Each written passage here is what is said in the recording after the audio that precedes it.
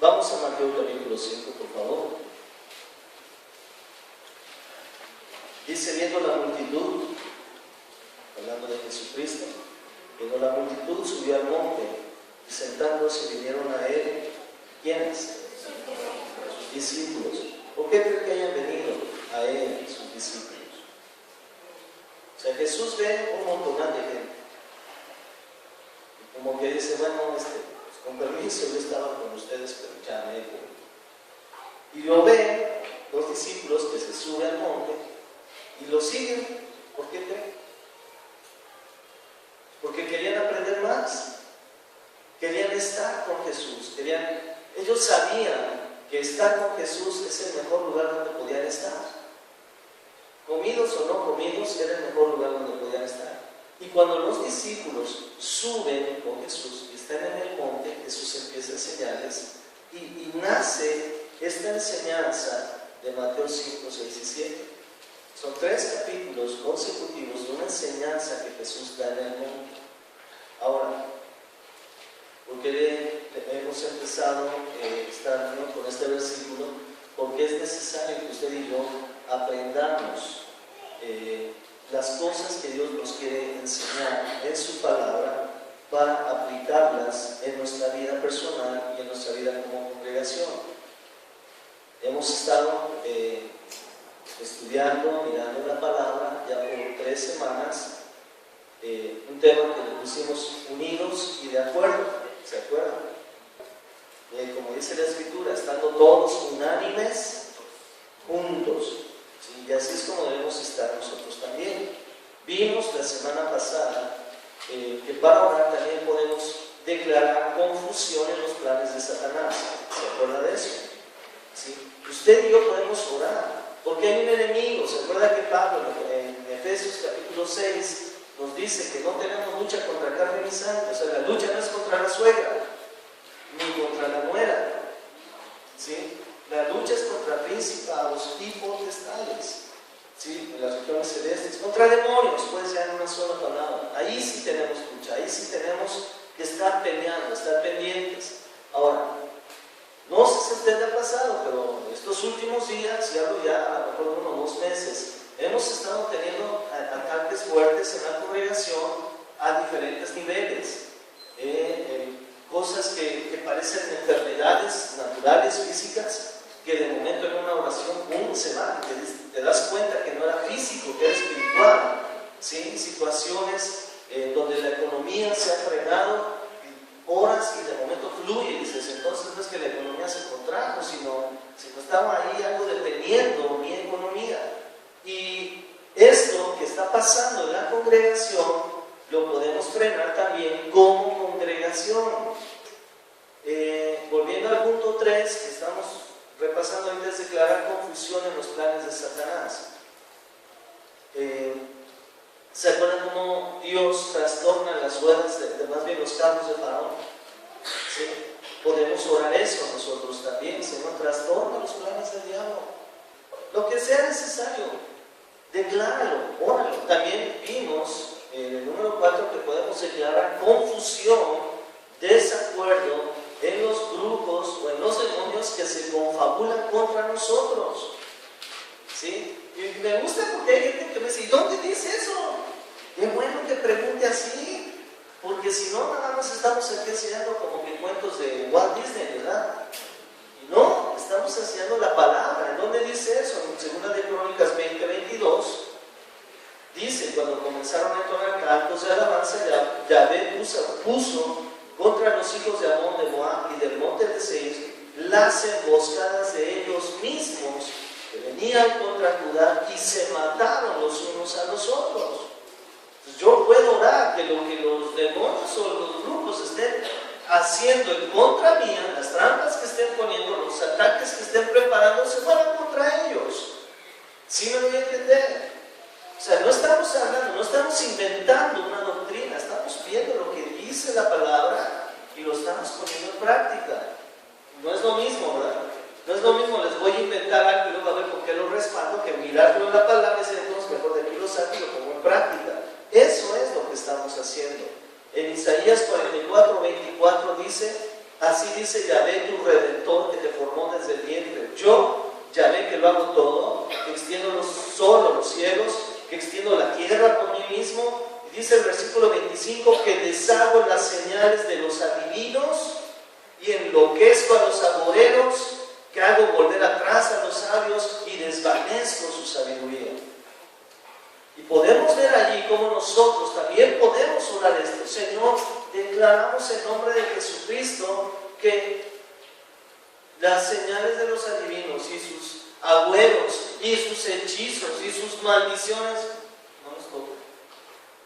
Las deshacemos en el nombre de Jesucristo. ¿Sí? Hay muchas cosas que puedes ver en la naturaleza que te pueden ayudar a entender muchos de estos pasajes en lo real, en la cuestión real, en la cuestión espiritual. Hoy vamos a avanzar un poquito más y dentro de estos puntos que queremos ver, 7, 8 puntos que queremos ver de unidos y de acuerdo, vamos a estar orando también, pedir que todo estorbo que esté impidiendo el fluir de la bendición de Dios en nuestras vidas sea quitado. ¿Tú crees que podemos hacerlo? Bueno, vamos a ver cómo es que sí podemos hacerlo. ¿Te acuerdas de esta cuestión que estuvimos viendo en el principio? Que decía, atado en el cielo y atado en la tierra. Todo lo que atares en el cielo, se atado en la tierra. Todo lo que ates en la tierra, se atado en el cielo. Y lo que desates en la tierra, se desata en el cielo. Y vimos que no es precisamente para estar amarrando demonios cada rato, sino que si yo me amarro con una persona en alguna situación de amargura, de resentimiento, ya estoy amarrado en las regiones celestiales, ya en lo espiritual ya estoy out. ¿Sí me explico? ¿Por qué no puedo mover? ¿Cómo te mueves cuando estás amarrado? No te puedes mover, estás atado. Y entonces todos vamos a la guerra, todos nos metemos a pelear y tú amarrado. Y te dicen, córrele, suelta la colina, métete en la trinchera. Es que estoy atado. ¿Por qué? Es que tengo un petito con esta. Es que me cae mal.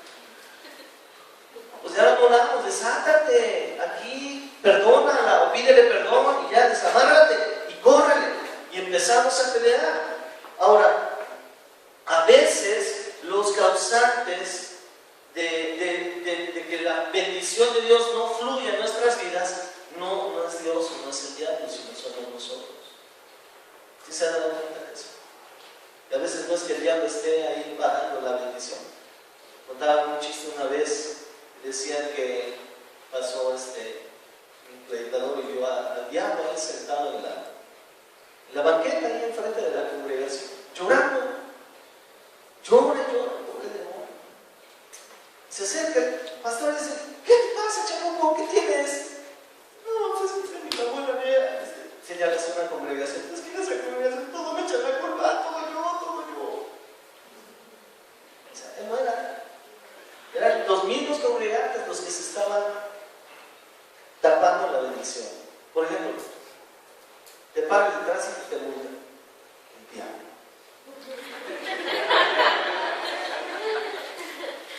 Pues, ¿qué hiciste? Ay, nomás me pasé algo. Entonces no fue el diablo. ¿Sí me explico? Entonces, a veces nosotros mismos provocamos eso. Yo lo he visto en mi propia vida. Un día se me fundió un foco de una unidad del coche, de la camioneta. Quedó tuerta mi camioneta. Y mañana lo cambio. Mañana. Hoy no, mañana. No, ahora sí lunes. El lunes sí sin falta lo cambio. Bueno, llegó el miércoles y no lo cambié. Y me voy a la carretera aquí. Pasamos aquí en el Cincla y en esa. ¿De dónde salió? Yo creo que se ocultan detrás de los postes, no sé cómo. Son como malos los agentes federales, ¿verdad? Paso en el Cincla y luego la torre. Áreas evangelistas, me pagan. ¿Qué pasó, oficial? Ya llegó. Relicencia, sí, señor. Tarjeta de circulación, sí, señor. Permítame porque voy a levantar una multa porque trae una unidad apagada. ¿No la puede perdonar? Es que ya le iba a cambiar. Bueno, pues ahí la cambio después. ¿Sabe cuánto me costó el chistecito? en ese tiempo, 318 pesos. Por pronto pago. 318 pesos la multa por no traer un ferrocarril. Ahí me voy, perder el tiempo, pagar la multa. Fue el diablo. Regreso. ¿Sabe cuánto me costó el canijo juguete? 18 pesos. Fue el diablo. No, yo solito me eché el gaso al cuello por negligente. Hay que reconocer que a veces somos nosotros. Otras veces nuestros enemigos. Si es cierto, vamos a ver.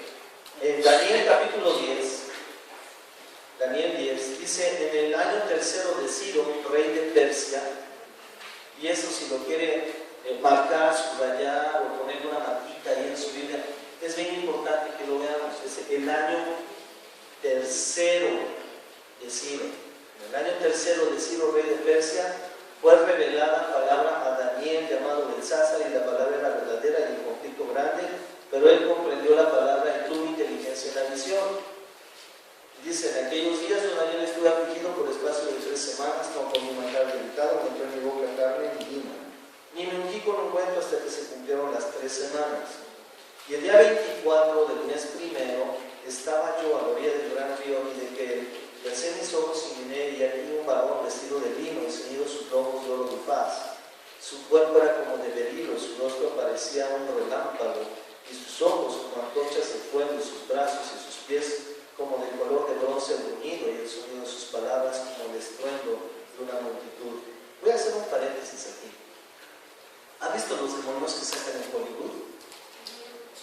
Sí, ¿cómo son? Hombre. Sí, el depredador, los aliens, los chamucos.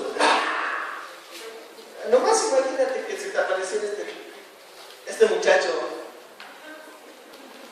Desde que vas caminando así como que muy quitado de la pena ahí por el mercado negro. No, entonces te para un muchacho así, con su cuerpo como de berilo, su rostro como un relámpago, así, sus ojos como antorchas de fuego, sus brazos y sus pies como de color de bronce bien pulido, bruñido, y el sonido de sus palabras como el estruendo de una multitud cuando grita gol. Sí, imagínate que llega y te dice: ¡hola, Julio! No, si te quedas así como que no. Suelo. ¿Sí o no? Si yo, Daniel, y solo yo, Daniel, vi aquella visión, y no la vieron los hombres que estaban conmigo, sino que se apoderó de ellos un gran temor, y huyeron, y se escondieron, y eso que no la vieron.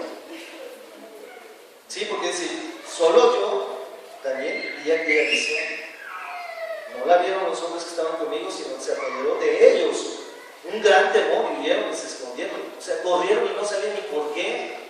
No vieron nada, no oyeron nada y corrieron. O sea, ¿qué hay aquí? ¿Quién sabe? ¡Córrele! Y después yo solo vi esta gran visión y no quedó fuerza en mí. Antes mi fuerza se cambió en desfallecimiento y no tuve vigor alguno. Y eso que fue un ángel. Imagínense que se hubiera presentado el Espíritu Santo mismo en persona. ¿Ya vio por qué luego hay gente que se cae?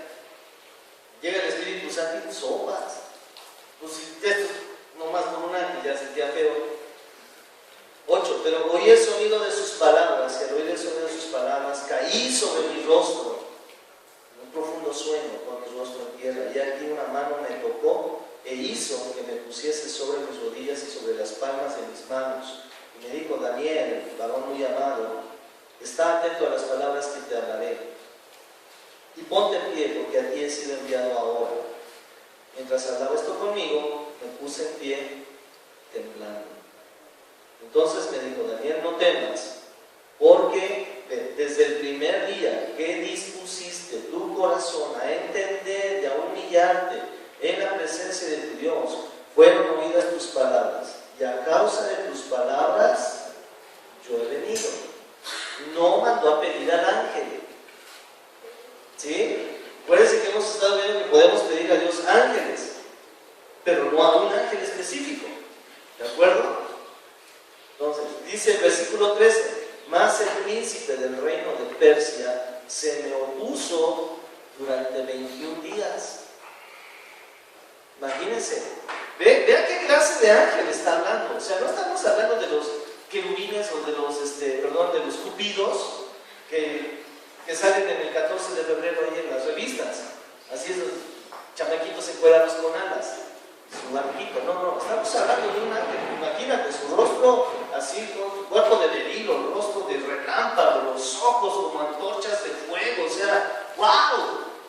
Y dice, y a mí se me opuso un demonio durante 21 días. O sea, él venía dispuesto a dar un mensaje a Daniel y ese demonio se le opone durante 21 días. ¿Te das cuenta?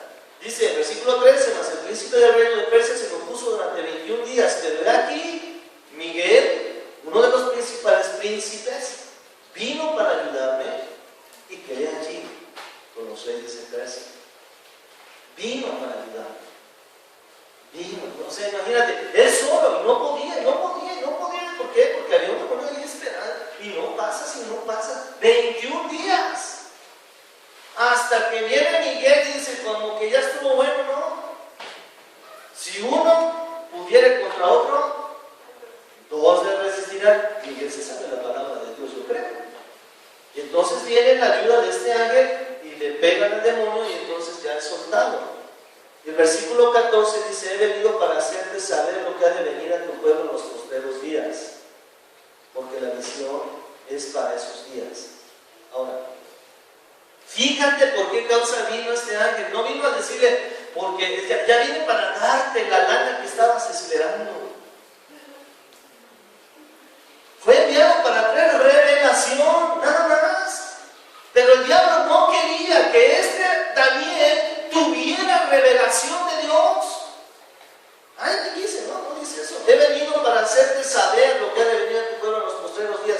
¿Cómo se le llama eso? Pues revelación. Daniel tuvo una visión y dispuso su corazón a entender, y se puso a orar, se puso a ayunar, y él quería entender lo que estaba pasando. Y dice que desde el momento en que él se dispuso a orar y a buscar, dice, desde ese momento se dio la respuesta, pero aquel tipo se me opuso durante 21 días. Hay bendiciones que Dios nos ha enviado y está la resistencia. ¿Qué tenemos que hacer nosotros? Perseverar, orar y seguir orando, pegar y seguir golpeando. Les he dicho, muchas veces la oración es como que te dijeran, aquí está un hacha, y te aventaran los ojos, te llevaran al bosque y te dijeran, ¿ya sentiste el árbol? Sí, tíralo. ¿Está muy grande? No sé. Tú tíralo. ¿Qué tienes que hacer? Pues pégale. Pégale. ¿Cuántas veces? No sé. Si te toca una varita así como de ficus, así de gatita, pues de un hachazo ya te lo echaste, ¿no? Cuando te toca un roble, ¿cuánto tiempo te va a tardar? Pues quién sabe, tú síguete pegando. ¿Cuánto tiempo vas a seguir orando por lo que estás orando? No sé, pero sigo orando. ¿Cuántos de ustedes han estado orando por algo? Y no pasa. Y sigue orando. Debemos entender esto y creer esto. Desde el momento en el que dispusiste tu corazón para hacer eso, para orar, para interceder, fue dada la respuesta de Dios. Tal vez haya alguna resistencia, tal vez tuya, o tal vez Dios dice, todavía no te lo voy a dar. Todavía no. Aguanta. La causa no fue que Israel regresara a Jerusalén, sino que viniera una revelación.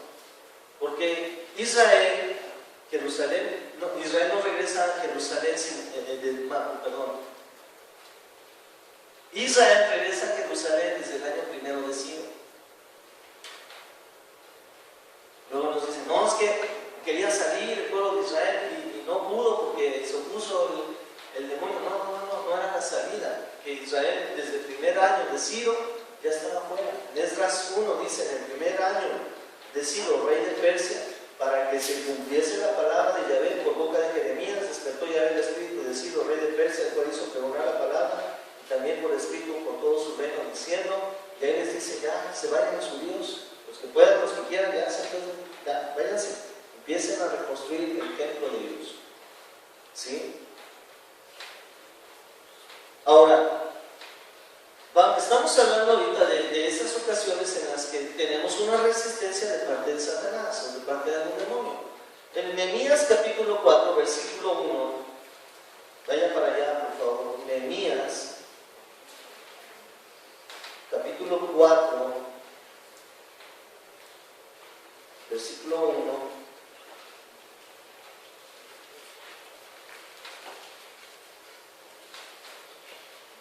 Allí vamos a ver cómo hay otro tipo de resistencia. Dice en el versículo 1, cuando oyó Sanballat que nosotros edificábamos el muro, se enojó y se enfureció en gran manera e hizo escándalo de los judíos.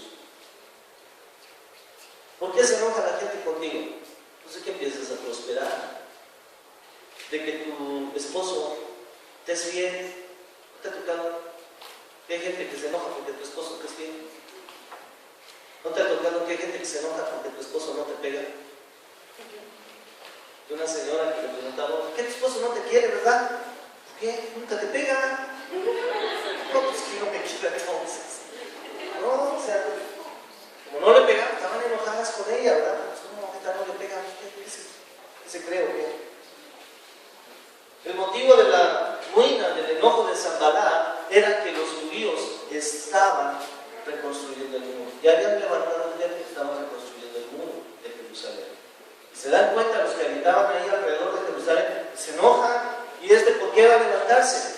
¿Y por qué va a sobresalir? ¿Por qué se ha de levantar su economía? ¿Por qué se ha de llevar bien con su esposa? No. ¿A qué crees que se dedique?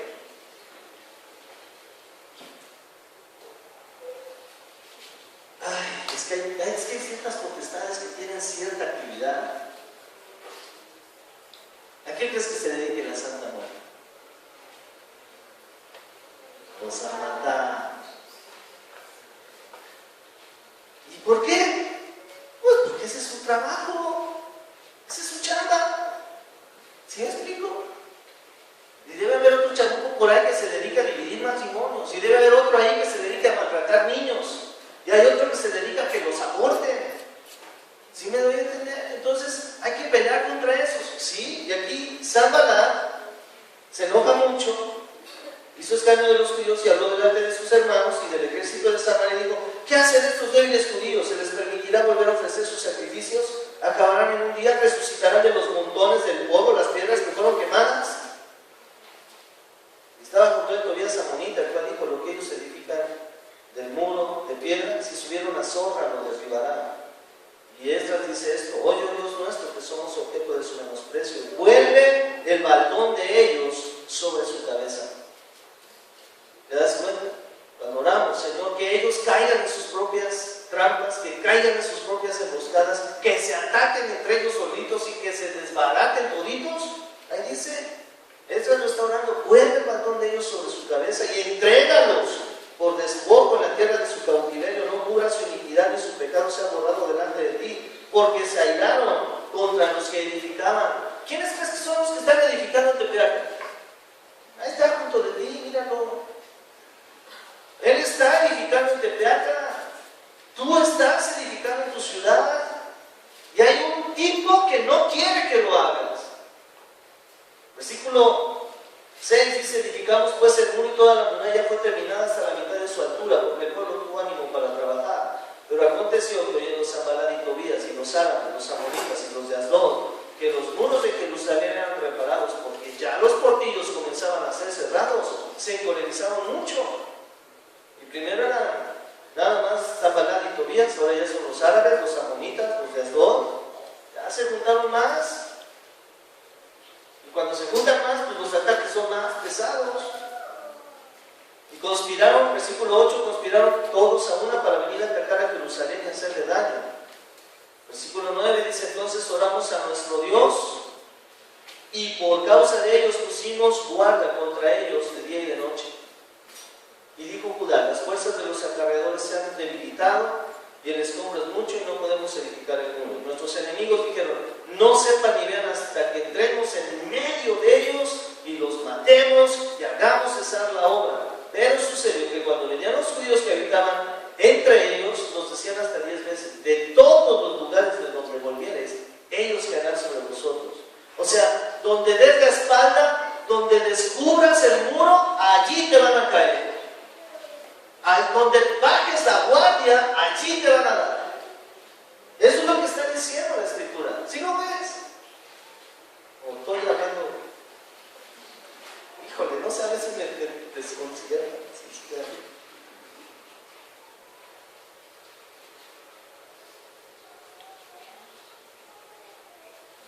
Y dice,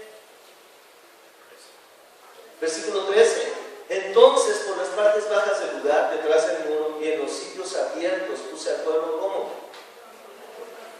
Por familias. ¿Con qué? Sus espadas, sus lanzas, sus arcos. Por familias. ¿Sabes cómo vamos a vencer aquí en Tepeaca? Por familias. No le hace que tu familia seas tú solo, pero es por familias. Y si tú oras, o si son 2 en tu familia, o si son 5, si son la familia completa, si se ponen a orar, vamos a tener una buena resistencia y vamos a paliar al enemigo. Después miré y me levanté y dije a los nobles y a los oficiales y al resto del pueblo: no teman delante de ellos, acuérdense del Señor, grande y temible, y peleen por sus hermanos, por sus hijos, por sus hijas, por sus mujeres y por sus casas. Cuando oyeron nuestros enemigos que lo habíamos entendido y que Dios había desbaratado el consejo de ellos, nos volvimos todos al muro, cada uno a su tarea. Todos tenemos una tarea. Todos tenemos algo que hacer en la congregación, aquí arriba, o allá abajo, o allá afuera. Pero todos tenemos algo que hacer. Nadie está exento. Una vez que tú te enrolas en el ejército, ya tienes una tarea y tienes que cumplirla. Desde aquel día la mitad de mis siervos trabajaban en la obra y la otra mitad tenían lanzas, escudos, arcos y corazas, y detrás de ellos estaban los jefes de toda la casa de Judá, los que edificaban en el muro, los que acarreaban, y los que cargaban con una mano trabajaban en la obra, y en la otra tenían la espada. Y debe ser difícil trabajar así. Imagínate, tráeme 3 ladrillos, con una mano aquí, otra, espérate, viene 1, 2, 3, ya te los llevas. Tráete la carretilla con una mano y ya le vas leñando. A ver, tú tienes una mano libre, ¿verdad? Agárrate de ese lado y yo de este lado, y ellos vamos los dos la carretilla. Con una mano la espada. O sea, en el momento que me caigas, te pego. Ese es el mensaje que está enviando cada uno de estos hombres a sus enemigos. En el momento en que tú me quieras pegar, tengo con qué darte. No hay muchos cristianos que no tienen la espada en la mano y viene el diablo y les da una zarandeada y no saben ni decir: dile algo, pégale. ¿Qué le digo?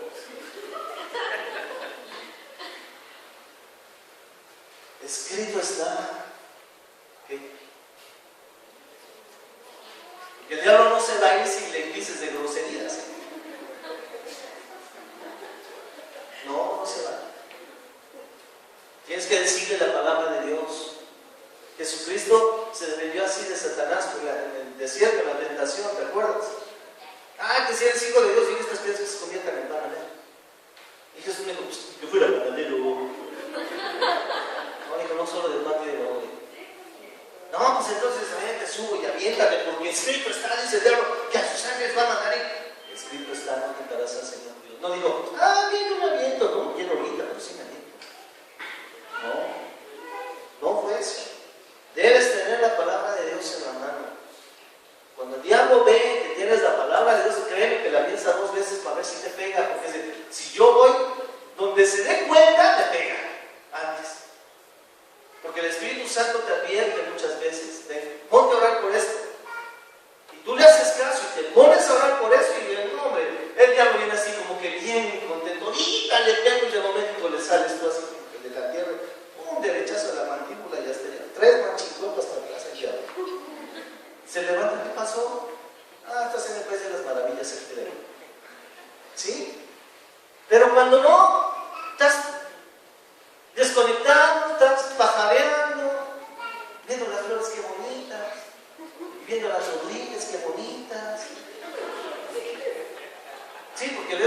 flores del campo, a las flores, las vecinas. Estás viendo las flores, viendo las Rodríguez,